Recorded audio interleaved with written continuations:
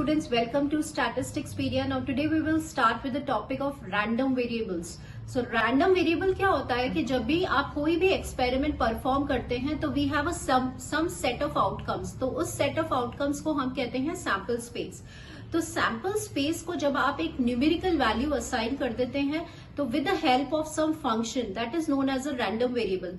तो random variable, chance variable, stochastic variable क्या होता है? It is a real valued function. याद रखिएगा, एक रियल वैल्यूड फंक्शन है जो क्या कर रहा है? रियल नंबर्स असाइन कर रहा है या कोई न्यूमेरिकल वैल्यूज असाइन कर रहा है. किसको?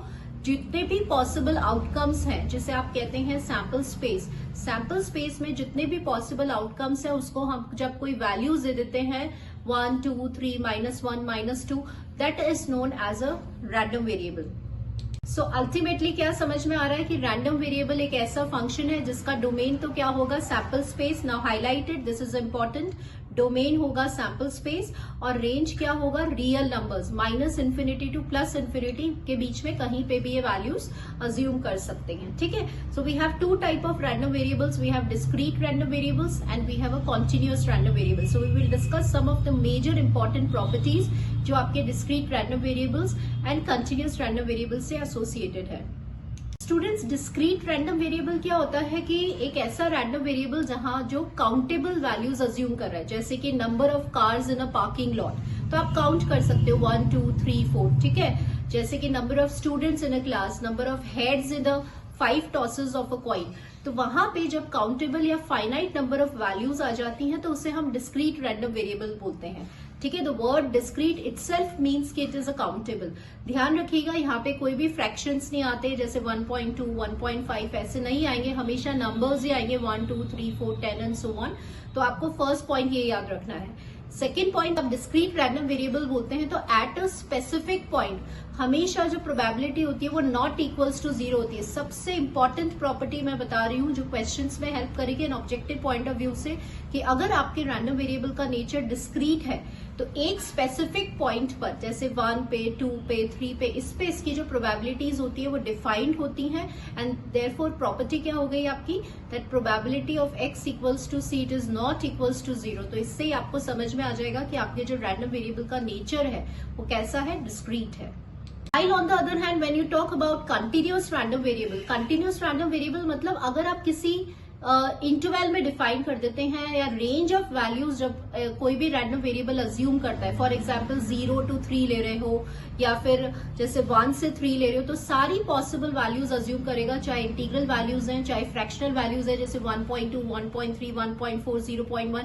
तो ऐसी जब वैल्यूज अज्यूम आ गई या आपने रेंज या इंटरवल में अगर आपका रैंडम वेरिएबल वैल्यूज ले रहा है, that is known as a continuous random variable. If we talk about the examples of continuous random variable, जैसे एज है, हाइट है, वेट है, लेंथ है, ये सारी क्या है? कंटिन्यूअस रैंडम वेरिएबल है. अब यहां से सबसे इंपॉर्टेंट प्रॉपर्टी मैं हाईलाइट करूंगी which is most important for your mathematical point of view and for your theory point of view. अगर आप कंटिन्यूअस रैंडम वेरिएबल में एक स्पेसिफिक पॉइंट पे प्रोबेबिलिटी डिफाइन कर रहे हैं तो दैट इज 0. जैसे कि for example probability at x equals to 1, that will be 0. तो वो 0 किस केस में होगी? कंटिन्यूअस में. Now what is the reason? क्योंकि अगर कंटिन्यूअस रैंडम वेरिएबल है तो आपका जो भी वैल्यूज आएंगी वो हमेशा इंटरवल में आएगी, है ना. तो सारी पॉसिबल वैल्यूज लेगा. तो एक स्पेसिफिक पॉइंट पे कभी भी continuous random variable probability define नहीं करता है. तो ये बहुत इंपॉर्टेंट है, इसको बिल्कुल ध्यान रखना है आपको. तो नाउ स्टूडेंट्स, दिस इज अ की point which you have to remember and it is most important कि अगर आपके पास कोई discrete random variable है तो at a point किसी specific point पर उसकी value not equals to 0 होती है. most important key point है. और अगर आपके random variable का nature continuous है तो at a point उसकी value क्या होती है? 0. अब क्या होता है? We have a probability distribution. तो आपको पता है प्रोबेबिलिटी डिस्ट्रीब्यूशन क्या होता है कि अगर आपके पास कुछ वैल्यूज ऑफ रैंडम वेरिएबल हैं x1, x2, x3 और उन वैल्यूज पे आप रिस्पेक्टिव अगर प्रोबेबिलिटीज डिफाइन कर रहे हैं तो वो उस डिस्ट्रीब्यूशन को प्रोबेबिलिटी डिस्ट्रीब्यूशन कहते हैं. तो the probability distribution which is defined for a discrete random variable, तो ध्यान रखिएगा, that is probability mass function. Probability mass function या पीएमएफ किसके लिए डिफाइंड होता है? डिस्क्रीट रैंडम वेरिएबल के लिए, तो वहां पे समेशन आ जाता है। और ये पीएमएफ कब होता है, जब ये दो कंडीशन सेटिस्फाई करता है। एक तो बिकॉज देखिए पीएमएफ क्या है, प्रोबेबिलिटीज होती है ना, तो प्रोबेबिलिटीज हमेशा कैसी होंगी, ग्रेटर देन इक्वल्स टू 0 होंगी, और सारी प्रोबेबिलिटीज का summation of P X should be equals to 1। While on the other hand, अगर आप probability distribution continuous random variable के लिए डिफाइन कर रहे हैं, that is known as a probability density function, जिसे आप पीडीएफ कहते हैं, है ना। तो पीडीएफ क्या होता है कि किसी भी कर्व का जब एरिया हमें फाइंड करना होता है तो हम इंटीग्रेशन के फॉर्म में लेते हैं विद इन दैट लिमिट, ठीक है। तो आपको जब भी आपका नेचर जो है रैंडम वेरिएबल का अगर continuous and suppose if you need to find the area probability of a greater than x less than b, तो कैसे करोगे, integration a to b f x dx। तो पीडीएफ कुछ नहीं है, कर्व का एरिया को रिप्रेजेंट करता है, और वो हमेशा हम इंटीग्रेशन की टर्म्स में सॉल्व करते हैं अगर रैंडम वेरिएबल का नेचर कंटिन्यूअस होता है। कंडीशंस आपकी सेम ही होल्ड करेगी, कोई भी एफ एक्स जो है वो पीडीएफ कब होगा, first condition if it is greater than 0, and second condition जब आप उसको इंटीग्रेट कर रहे हैं विद इन द लिमिट, तो area must be equals to unity और 1। तो जो कंडीशंस पीएमएफ में थी वही कंडीशंस पीडीएफ में है बस। Let's talk about distribution function. Now what do you mean by distribution function? Distribution function और सीडीएफ भी बोलते हैं हम इसे, क्यूमुलेटिव डिस्ट्रीब्यूशन फंक्शन। ध्यान रखिएगा इसका नोटेशन बहुत इंपॉर्टेंट है, it is denoted by capital of F x, ठीक है। स्मॉल एफ एक्स मतलब अगर स्मॉल ऑफ एफ एक्स है तो वो पीडीएफ को रिप्रेजेंट करेगा, अगर कैपिटल ऑफ एफ एक्स है तो वो सीडीएफ या डिस्ट्रीब्यूशन फंक्शन को रिप्रेजेंट करेगा। Now what is the definition? तो आप देख रहे हैं अगर आपका random variable less than equals to some real number, अगर एक्स पे आप प्रोबेबिलिटी डिफाइन करते हैं किसी सर्टेन वैल्यूज से लेस में, that is probability x it is less than equals to x, तो वो आपका सीडीएफ होता है। उसका डोमेन क्या होता है? डोमेन होता है real numbers, minus infinity two plus infinity, और रेंज क्या होता है? आंसर किस में आएगा?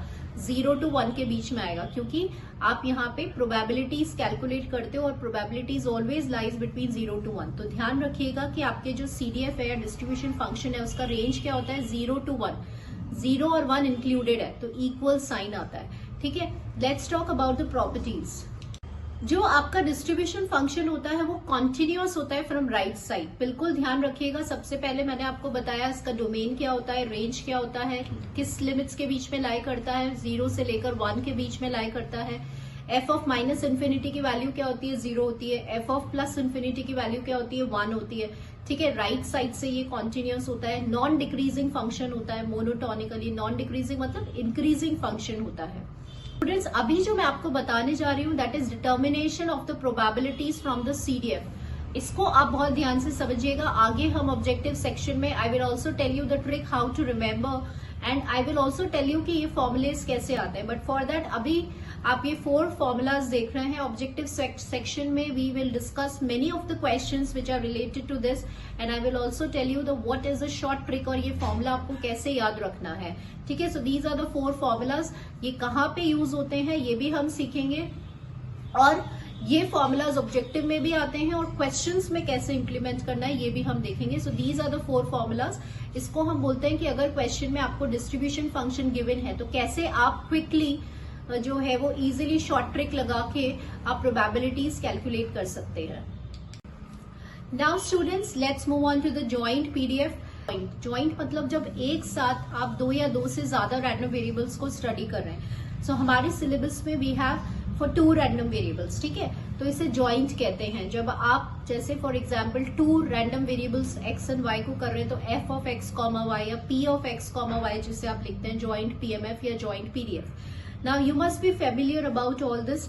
अब यहां से अगर जॉइंट में से अगर आप इंडिविजुअल डेंसिटी फंक्शन या इंडिविजुअल मास फंक्शन डिराइव करते हैं तो उसे हम कहते हैं मार्जिनल डेंसिटी, ठीक है। जैसे यहाँ पर आप देख रहे हैं कि f of x comma y से हमें एफ एक्स चाहिए और एफ वाई चाहिए, तो यहाँ से आपका कैलकुलेशन जो है वो स्टार्ट हो जाता है। तो फॉर्मूलाज क्या होते हैं? मार्जिनल डेंसिटी ऑफ एक्स, मतलब अगर आपको एफ एक्स निकालना है और क्वेश्चन में f of x comma y given है तो आपको इंटीग्रेट करना है विद रेस्पेक्ट टू वाई, ठीक है। और अगर डिस्क्रीट का केस है तो समिंग करना है with respect to y. Suppose अगर आपके पास आपको एफ वाई निकालना है, मतलब मार्जिनल डेंसिटी ऑफ वाई निकालना है, कॉन्टिन्यूअस केस है तो आपको इंटीग्रेट करना है विद रेस्पेक्ट टू एक्स। अगर y का निकालना है तो x के रेस्पेक्ट में इंटीग्रेट करेंगे या x के रेस्पेक्ट में समिंग करेंगे, और अगर x का निकालना है तो y के रेस्पेक्ट में इंटीग्रेट या समिंग करेंगे। This is known as a marginal. ठीक है, अगर आपको दो रैंडम वेरिएबल्स को बताना है कि वो कैसे इंडिपेंडेंट है, so two random variables they are independent if f of x comma y equals to fx dot fy। ये भी एक इंपॉर्टेंट प्रॉपर्टी है, क्वेश्चन में आपको दे दिया और आपसे पूछ लिया कि चेक करिए इंडिपेंडेंट है कि नहीं, तो कैसे चेक करेंगे? f of x comma y equals to fx dot fy से, तो दे आर इंडिपेंडेंट। ठीक है, कंडीशनल निकालना है तो f of x given y, f of y given x, these are the formulas जो आप देख रहे हैं। क्योंकि आप ये पढ़ चुके हैं, सिर्फ एक आपको रिविजन चाहिए, तो हम रिवाइज कर लेते हैं ये सारे फॉर्मूलाज, फिर क्वेश्चंस में फिर से हम इनको देखेंगे, इनका जो इम्प्लीमेंटेशन है। तो ऐसे हम यहाँ पे कंडीशनल निकालते हैं। Now students, I would like to tell you one thing कि अभी हमने जो रिविजन किया है random variables joint PDF PMF का, so I have this video जो आप देख रहे हैं, please do visit to this video. It is a last minute revision video जहां पे मैंने complete list of formulas of random variables बनाया हुआ है। आपको सारे जितने भी फॉर्मूलेज है रैंडम वेरिएबल्स को वो इस वीडियो में मिल जाएंगे, जो आप अपनी फॉर्मूला लिस्ट में लिखिए, खुद से लिखिए। ठीक है, बिकॉज आप खुद लिखे माइंड में जाएगा एंड आपको खुद याद होने लगेगा। So write it down in your formula list. तो मैंने सारे जितने भी रैंडम वेरिएबल्स के फॉर्मूलाज हैं सारे इस वीडियो में आपको मिल जाएंगे। ये last minute revision point of view से क्रिएटेड वीडियो है, only for even students for more and more practice of the questions. आप मैंने रैंडम वेरिएबल्स पे क्वेश्चन सेपरेटली बनाए हुए हैं on probability mass function, probability density function, distribution function. तो जो आपके लेवल के क्वेश्चंस हैं आप बिल्कुल प्रैक्टिस कर सकते हैं, because practice will make you perfect and bring more accuracy and perfection. So do practice. ये सारे वीडियोज जो है वो आपके लिए बहुत बहुत हेल्पफुल रहने वाले हैं। तो so let's start with an objective section now. Which of the following is not a discrete random variable? So quickly revise कर लेते हैं। discrete random variable मतलब जो countable है, जहां number of accidents on a highway within the month। तो accidents जो है वो easily आप 1, 2, 3, 4, 10, 12 काउंट कर सकते हैं, तो ये एक discrete random variable है। Number of stocks specialise for an individual, तो नंबर ऑफ स्टॉक्स जो है उसका नेचर भी काउंटेबल होता है। number of telephone calls within a week, that is also countable by the nature, and length of the ruler। so answer is this। ठीक है, क्योंकि आपको ऐसा रैंडम वेरिएबल बताना था जो डिस्क्रीट रैंडम वेरिएबल नहीं है, और in other words which is a continuous random variable. तो लेंथ, हाइट, वेट, ये सब जो होते हैं वो कंटिन्यूअस रैंडम वेरिएबल होते हैं। So answer for this question will be this. The values of a random variable are always positive, negative, real numbers and natural numbers। Now let's recall once again कि जब हम बात करते हैं real random variables की, तो वो एक फंक्शन होता है जिसका डोमेन तो क्या होता है? Sample space. ठीक है, और रेंज क्या होता है? -∞ to +∞, मतलब रियल नंबर्स। सो वैल्यूज हमेशा रैंडम वेरिएबल की कैसी होंगी? रियल नंबर्स होंगी। If fx is a density function then f of -∞ is what? तो ये वैल्यूज हमें पता होनी चाहिए। f of -∞ क्या हो जाएगा आपका? 0 हो जाएगा। The probability density function of a random variable can not exceed. What is the meaning for this? PDF जो होता है वो डेंसिटी फंक्शन कब बनता है? जब वो ग्रेटर देन इक्वल्स टू 0 होगा, और जब आप इसको इंटीग्रेट करेंगे विद इन द लिमिट्स, तो area should be equals to unity. तो एंड ये क्या कह रहा है? The PDF cannot exceed. Exceed मतलब ज्यादा किससे नहीं होना चाहिए, तो ऑब्वियसली जो आंसर है वो 1 या 1 से छोटा होना चाहिए। So therefore it should can not exceed 1। ठीक है। The height of a persons in the country is a random variable, discrete, continuous, neither discrete nor continuous and both। तो height अभी हमने बताया, height, length, weight, age सारे कैसे होते हैं? continuous random variable। If fx be the distribution function, then the limit of the CDF be what? तो students CDF क्या होता है? बेसिकली कैसे याद रखना है? CDF की डेफिनेशन हम रिकॉल कर लेते हैं, that is equals to probability x, it is less than equals to x। Yes, अब क्योंकि प्रोबेबिलिटी है तो probability always lies between 0 to 1। तो देयरफॉर CDF की जो लिमिट होगी वो भी क्या हो जाएगी 0 to 1। ध्यान रखिएगा 0 और 1 जो है वो दोनों इंक्लूड होते हैं। So answer for this question will be this. Which of the following statement is not correct? False statement आपको बताना है। तो फर्स्ट है कि जब आप डिस्ट्रीब्यूशन फंक्शन को डिफरेंशिएट करते हैं तो आपको डेंसिटी फंक्शन मिलता है। Now this is a true statement, ठीक है। fx should be greater than equals to 0, ये भी एक कंडीशन होती है आपकी PDF डेंसिटी फंक्शन की। डेंसिटी फंक्शन को जब आप इंटीग्रेट करेंगे तो whole area must be unity. Again this is a correct data. तो यहाँ पे तीनों ही स्टेटमेंट्स जो है वो करेक्ट हैं।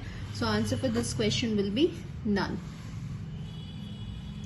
If x is a random variable, a and b are the constants, then the variance is what? यहाँ पे आप रिकॉल करें कि जो वेरिएंस होता है it is only and only affected by scale, ठीक है। सिर्फ स्केल से अफेक्ट होता है, ओरिजिन से उसको कोई फर्क नहीं पड़ता वेरिएंस को। तो ये आपको पता है कि इसका आंसर क्या आने वाला है, a square into variance of x। सो जब भी स्टूडेंट्स ऐसे फॉर्मूलाज बेस्ड क्वेश्चन आएंगे, never go for the options पे कभी मत देखिएगा। जो फॉर्मूला आपको याद है सीधे आप लिखिए और फिर उसको ऑप्शंस में मार्क करिए, बिकॉज ऑप्शंस हमेशा आपको कंफ्यूजन में ले आते हैं। They always create confusion. अब देखिए ऊपर वाले फॉर्मूले को इम्प्लीमेंट करने के लिए मैंने एक क्वेश्चन दे दिया। सपोज वेरिएंस ऑफ x 5 है तो -x क्या होगा। तो स्टूडेंट्स अभी यहाँ पे जो स्केल है ना वो -1 है, इसी प्रॉपर्टी को हम यूज कर रहे हैं। तो -1 का square into variance of x हो जाएगा, तो ये हो जाएगा 1 into 5। So answer for this question will be this. तो variance is always a positive quantity, याद रखना है। सिग्मा और sigma square is always greater than 0। The probability mass function of a random variable x आपको दिया हुआ है और आपसे वैल्यू ऑफ k पूछ रहे हैं, ठीक है। Very good question. तो अभी जब हमने PMF रिवाइज किया था, PMF क्या होता है क्विकली रिवाइज कर लेते हैं। डिस्क्रीट रैंडम वेरिएबल पे जो प्रोबेबिलिटी डिस्ट्रीब्यूशन हम डिफाइन करते हैं that is your PMF। PMF की दो कंडीशंस होती हैं, एक तो it must be greater than equals to 0 and summation of px must be equals to 1। तो यहाँ पे ये PMF है और आपको k को डिटरमाइन करना है। तो हम इसी कॉन्सेप्ट को यूज करेंगे कि समेशन ऑफ px, इसका अगर आप सम करोगे तो टोटल एरिया क्या आना चाहिए, 1 आना चाहिए। x की रेंज है 1 to n। सो जब आप इसको सम करेंगे x is from 1 to n, k into x square that should be equals to 1। तो यहाँ से देखिए once you put the values 1 square 2 square up till n square equals to 1।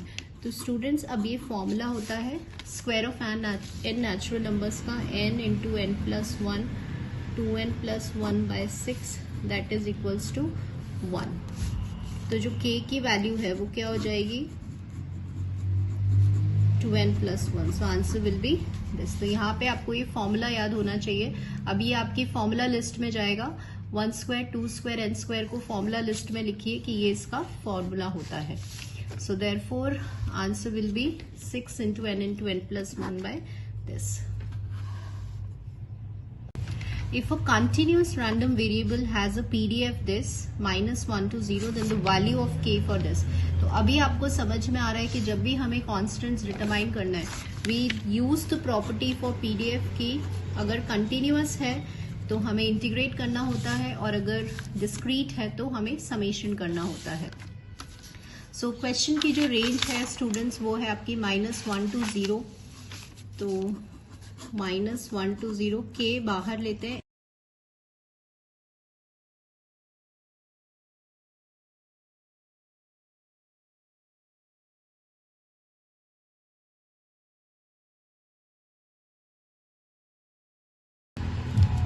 So if fx it is a PDF of this random variable और आपको fx given है within these limits and you need to find the value for c। तो अभी हमें जब भी constants निकालने होते हैं I told you कि हमेशा आपको ये वाला प्रॉपर्टी जो है PDF की उसको हमें यूज करना है।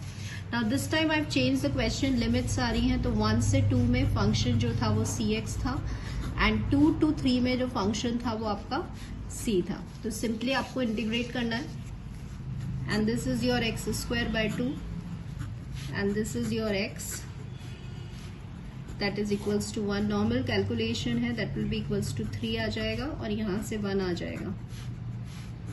2 आपने LCM ले लिया. So C की जो वैल्यू आ रही है that will be your 2/5 will be the answer.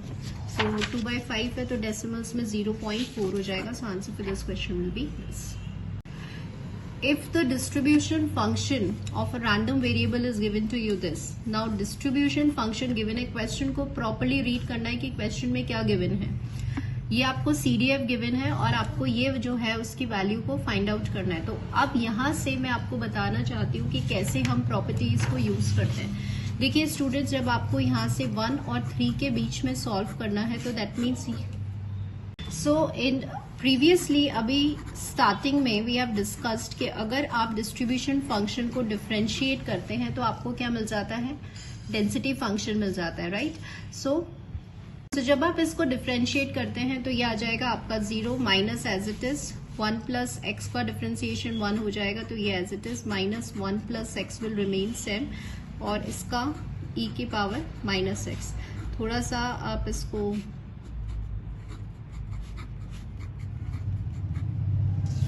तो ये जो है वो आपका फाइनली fx आ गया. ठीक है, अब इस fx को आपको इंटीग्रेट करना है 1 to 3 के बीच में x e minus x into D x. ध्यान रखिएगा ये फर्स्ट फंक्शन है, ये सेकेंड फंक्शन है. इंटीग्रेशन बाय पार्ट्स कर रहे हैं.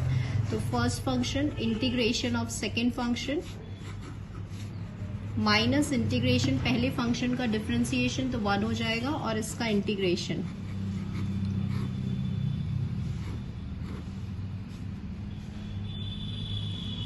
Into dx. यहां से आप रखेंगे upper limit minus lower limit, वापस से इसको इंटीग्रेट करेंगे तो इसका इंटीग्रेशन ये आएगा और लिमिट्स डालेंगे तो that will be equals to this.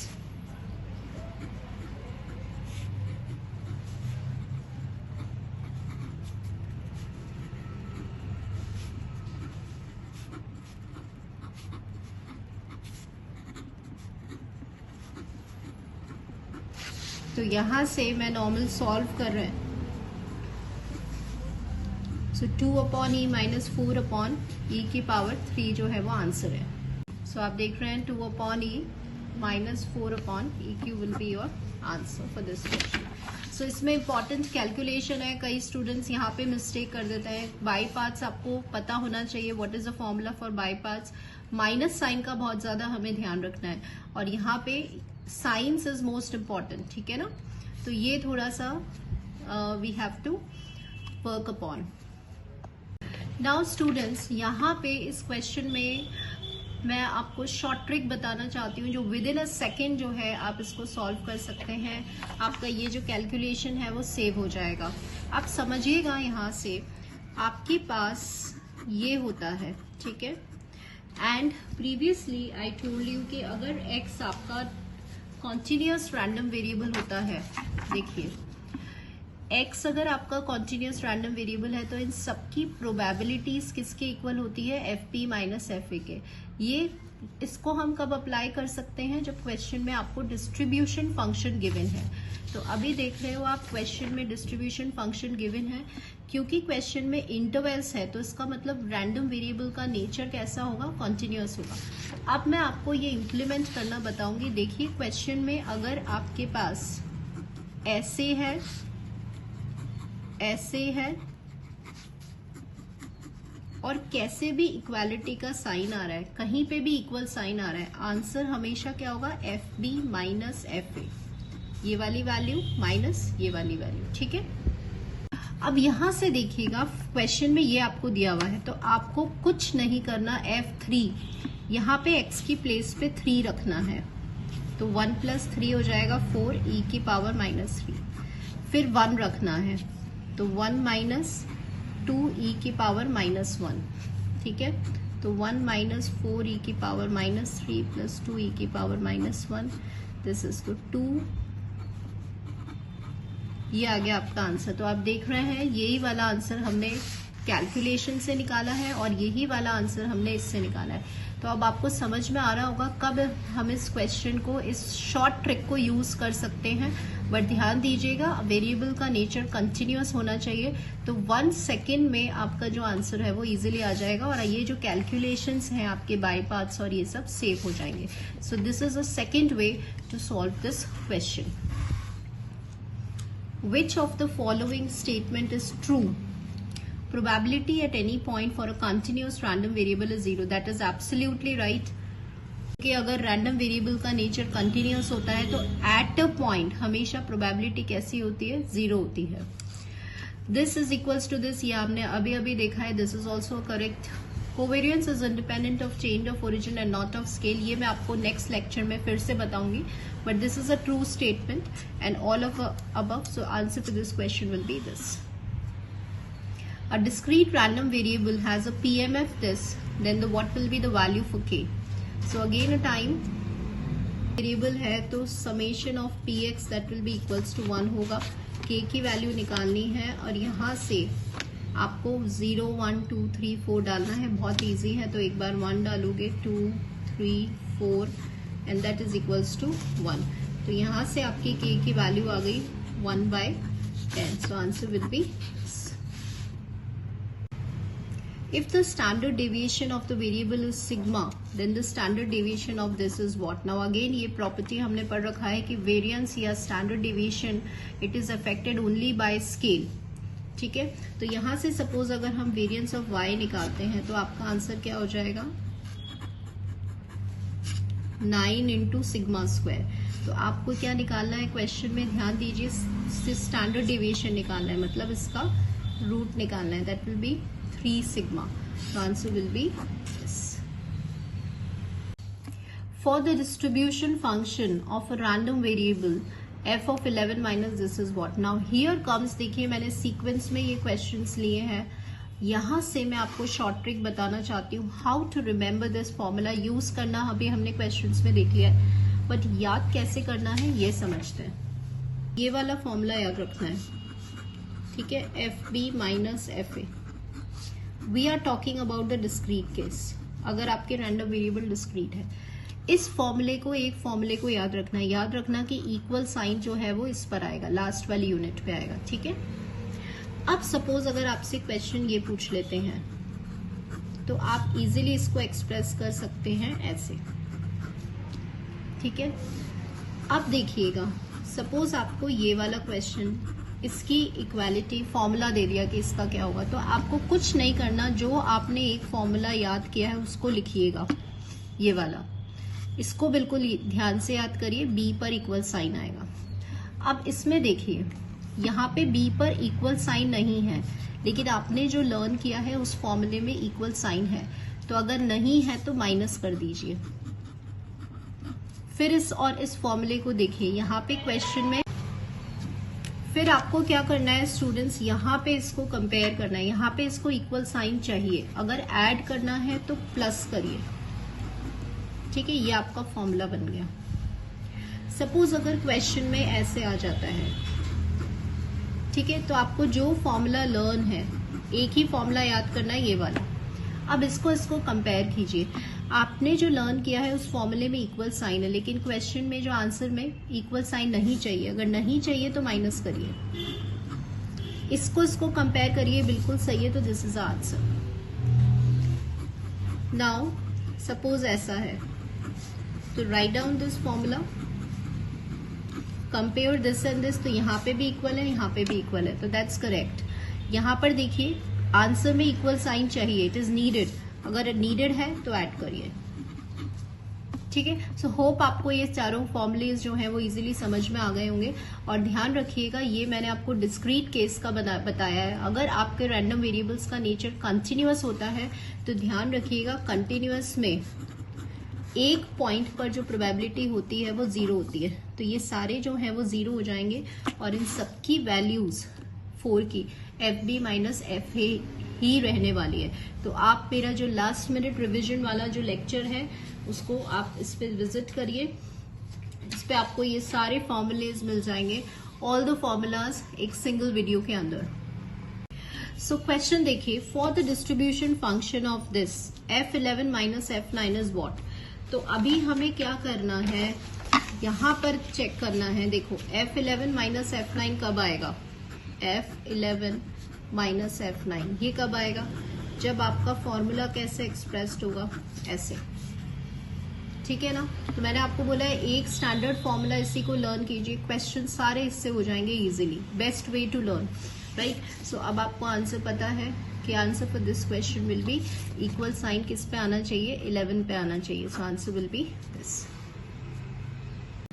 For the distribution of a continuous random variable क्या होगा, तो ध्यान रखिएगा कंटिन्यूअस रैंडम वेरिएबल में आई टोल्ड यू कि इक्वल साइन कहीं पे भी आएगा, कहीं पे भी आए, ए पर, बी पर या नहीं आए, आंसर हमेशा कंटिन्यूअस में FB माइनस FA ही रहने वाला है।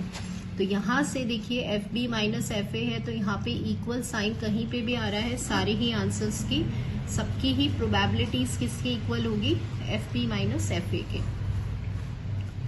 For the discrete random variable the value of the distribution function be what. तो यस, अपन ये वाला क्वेश्चन सॉल्व करते हैं। So this is a question. तो स्टूडेंट्स आपको क्या याद रखना है, you have to remember only one formula, ये वाला फॉर्मूला, इक्वल साइन किस पे आना चाहिए, लास्ट वाले पे आना चाहिए, ये याद कर लिया। Now compare this and this, यहाँ पे आपने जो फॉर्मूला लर्न किया उसमें इक्वल साइन है, लेकिन आंसर में इक्वल साइन नहीं चाहिए, अगर नहीं चाहिए तो माइनस करिए, ठीक है। इसको कंपेयर करते हैं, तो यहाँ पे आंसर में equal sign is being needed है तो ऐड करिए, ठीक है। अब इसका वैल्यू क्या होता है, FB minus FA minus x equals to 7 and plus x equals to 2। तो ऐसे तो आंसर देखिएगा को ये और प्लस करना है ये, तो answer will B if x and y are the two random variables with this, then the marginal density of x be what। दो रैंडम वेरिएबल्स का डेंसिटी फंक्शन डिफाइन करते हैं। इस जॉइंट पीडीएफ से आप इंडिविजुअल डेंसिटी फंक्शन निकाल सकते हैं, मतलब x का अलग से और y का अलग से। x का कैसे निकालेंगे, इसे कहते हैं marginal density of x and this is known as a marginal density of y। x का फाइंड आउट करने के लिए आपको जॉइंट डेंसिटी को y के रेस्पेक्ट में इंटीग्रेट करना है, और अगर आपको मार्जिनल डेंसिटी y का निकालना है तो आपको x के रेस्पेक्ट में इंटीग्रेट करना है, ठीक है। अब क्वेश्चन समझिए, सपोज नाउ ये आपको जॉइंट डेंसिटी गिवन है और आपको fx निकालना है, मतलब मार्जिनल डेंसिटी निकालना है x का। x का अगर मार्जिनल डेंसिटी निकालना है तो इसका मतलब आपको इंटीग्रेट करना होगा विद रेस्पेक्ट टू y। सो आप यहां से देखिए, जब भी लिमिट्स आपकी फाइनाइट नहीं है, फाइनाइट मतलब समझते, मतलब नंबर नहीं आ रहा है यहाँ पे 1 2 3 4 ऐसे नहीं आ रहा, आपकी जो लिमिट्स है वो x पे डिपेंडेंट है, बिल्कुल ध्यान दीजिएगा। तो हमें क्या करना है स्टूडेंट्स, भी लिमिट x पे डिपेंड है तो इन दोनों को आपको कंबाइन करना है, कंबाइन करके एक सिंगल वैल्यू लेकर आनी है। तो कैसे कंबाइन करेंगे, देखिए ये मैंने एज इट इज लिख दिया, x 0 से बड़ा है एंड x को किससे छोटा होना है, 1 से छोटा होना है। तो now this is a combined limit, ठीक है। अब आपको मार्जिनल डेंसिटी x का निकालना है, तो आप किसके रेस्पेक्ट में इंटीग्रेट करेंगे, y के रेस्पेक्ट में। y की लिमिट क्या आ रही है, 0 to x आ रही है। अब यहां से 0 to x है, फंक्शन क्या गिवन है आपको, 2 into dy। तो जब आप इसको इंटीग्रेट करेंगे तो आंसर विल बी 2x। सो अब आप ऑप्शंस में देखिए, x का है तो answer will B 2x। Now suppose students, अगर आपको यहाँ पे मार्जिनल डेंसिटी y का निकालना होता तो आप किसके रेस्पेक्ट में इंटीग्रेट करते, x के रेस्पेक्ट में, और x की लिमिट क्या जाती, ये जाती फ्रॉम y to 1। किसको करना है, जॉइंट डेंसिटी को, ठीक है। x की लिमिट क्या है, y से लेकर 1 तक, तो यहाँ से आपको मार्जिनल डेंसिटी मिल जाता fy। नाउ नेक्स्ट क्वेश्चन देखिए, if fxy is equals to this, जहां पे आपको रेंज गिवन है और आपसे मार्जिनल डेंसिटी ऑफ x है। नाउ स्टूडेंट्स, मैंने आपको प्रीवियस क्वेश्चन में भी हमने मार्जिनल डेंसिटी निकाला था, but here I want to tell you the difference कि अगर आपकी लिमिट्स में x आ रहा है मतलब अगर फाइनाइट लिमिट्स नहीं है 0 to 1 1, तो फिर हमें कंबाइन लिमिट्स करके, और जैसे मैंने आपको प्रीवियसली बताया था बिल्कुल वैसे हमें फाइंड करना होता है। इस क्वेश्चन में क्या डिफरेंस है, सिर्फ आपको डिफरेंस एक्सप्लेन करने के लिए मैंने ये क्वेश्चन दिया है। यहाँ पे आप देख रहे हैं लिमिट्स जो है वो फाइनाइट है, न्यूमेरिकल फॉर्म में, वेरिएबल पे डिपेंडेंट नहीं है, यहाँ पे कहीं भी कोई एक्स नहीं आ रहा। ठीक है, तो आपको क्या करना है कि अगर आप उसमें आपको इंटीग्रेट करना है x y 96 into d y. ठीक है, अगर सपोज मार्जिनल डेंसिटी y का होता तो x के रेस्पेक्ट में करते और लिमिट्स रखते 0 to 4। अब यहाँ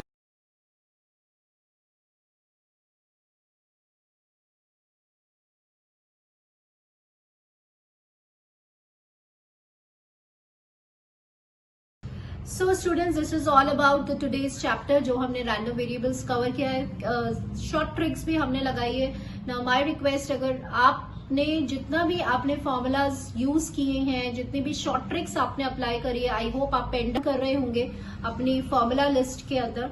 ठीक है, तो एक सेपरेट लिस्ट जरूर क्रिएट करिए, बिकॉज ये हमारे लास्ट मिनट रिविजन में बहुत हेल्प आने वाली है। Where you are using the tricks, जैसे आज आपने देखा कि हम सेम क्वेश्चन को डिस्ट्रीब्यूशन फंक्शन से भी सॉल्व कर सकते हैं और पीडीएफ से भी सॉल्व कर सकते हैं, बट कौन सा हमारे लिए टाइम सेविंग है डिस्ट्रीब्यूशन फंक्शन वाला, कैसे हमने क्वेश्चंस को दोनों मेथड से सॉल्व किया है, और मैंने आपको बताया कि कौन सा बेटर मेथड है to solve the question quickly and easily and fastly in a seconds. तो ये शॉर्ट ट्रिक आप पेन डाउन करते रहिए, बिकॉज एग्जाम टाइम में आपको बहुत हेल्प मिलेगी।